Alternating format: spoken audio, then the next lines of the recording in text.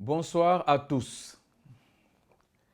Après l'annonce de ma candidature en janvier dernier et toutes celles qui l'ont suivi, des rapprochements ont eu lieu.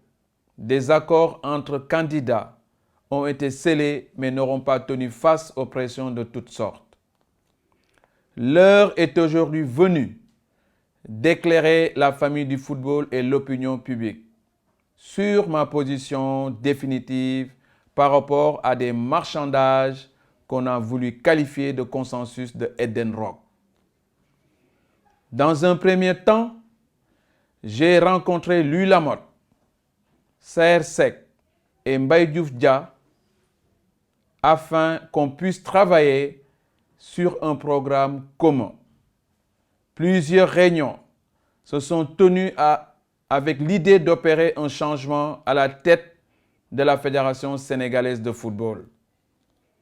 Le 22 juillet, une grande rencontre s'est tenue à Eden Rock entre les 4 candidats et le comité de facilitateurs.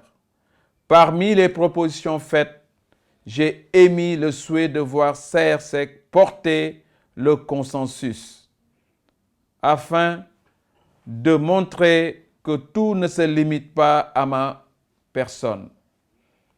Mais, à ma grande surprise, mes alliés des premières heures ont décidé de faire porter le programme par Maître Augustin Senghor, le président sortant.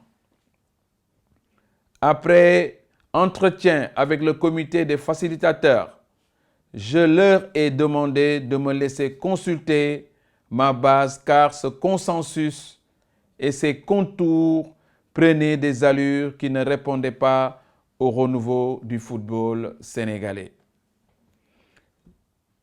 Et j'ai bien fait car votre soutien, votre rejet massif de ce qui se profilait à l'horizon, l'élan populaire autour de mon programme en 7 points m'ont conforté dans l'idée du projet du renouveau que j'incarne.